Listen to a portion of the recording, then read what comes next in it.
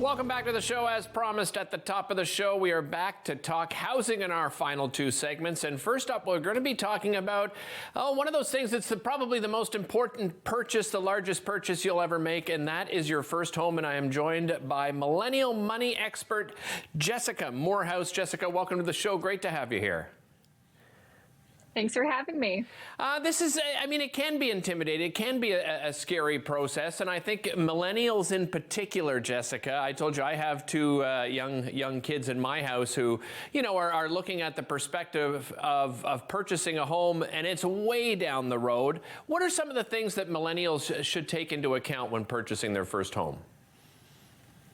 Yeah, it is scary out there. And like I mentioned before we did this segment, I recently bought a home in October. So this is fresh for me as well. And, it's definitely a different real estate market. In Ottawa, it's very hot, still lack of inventory really driving up prices.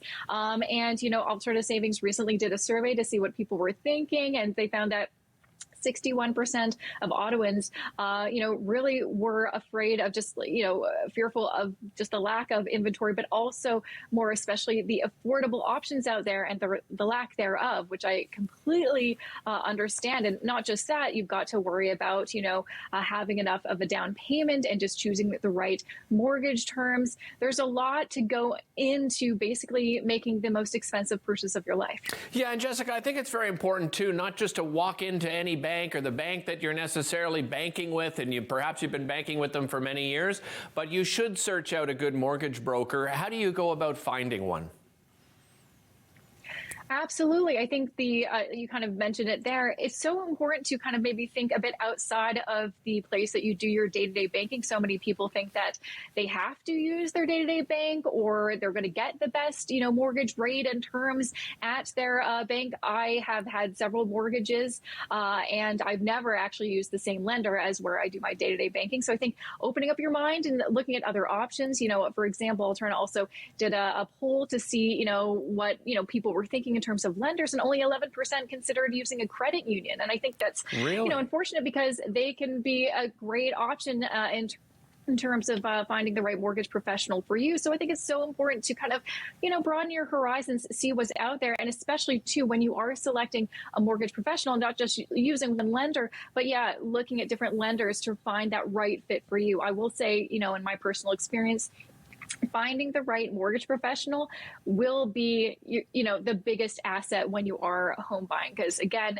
there's a lot of fear and anxiety and stress that goes on, especially in such a hot market with bidding wars everywhere. Finding someone who's on your team, who's committed and caring and transparent, can really explain things, because there's a lot of jargon out there. That is the best thing. My top tip is to find the right mortgage professional for you.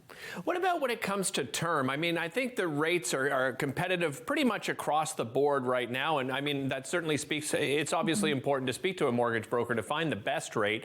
But when it comes to term, for a first-time home buyer, any suggestions?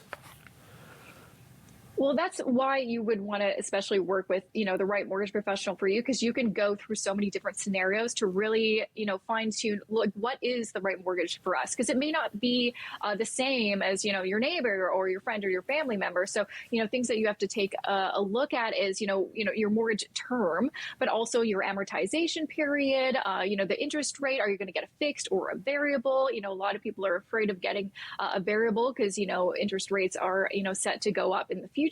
But still, working with your mortgage professional to look at different scenarios to see, will it actually still save us money, even if mortgage rates go up, to get a variable compared to a fix? That's something that, again, we, did some calculations, and that's, ultimately what we went through. But going and talking to someone who really understands the market and also understands your particular goals. One thing I think a lot of people forget about is, really, what is your goal with your mortgage? Do you want to maintain healthy cash flow, or do you want to pay off your mortgage really quickly? Depending what your goal is, it's going to be a very different mortgage. Yeah. What about hidden fees? That's something I think a lot of people don't think of. What are some of those other fees you have to take into consideration? Yeah, I think a lot of people just focus on, the interest rate for your mortgage and also the down payment. They don't remember all the other costs, like realtor fees, all the closing costs like land transfer tax. Again, working with that mortgage professional, they will tell you all of those fees up front before you even look at a home so you really can better understand your true affordability.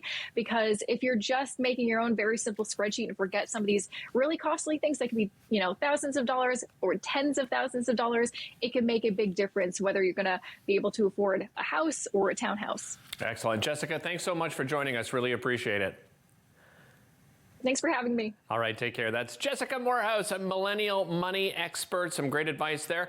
Coming up after the break, we're going to continue on that subject of housing, but we're going to look at it from a different perspective. We'll talk to the Ottawa Community Housing Foundation's Vice Chair, Melissa Reeves. She's coming up right here on Daytime Ottawa. Don't go anywhere. We'll be back right after this.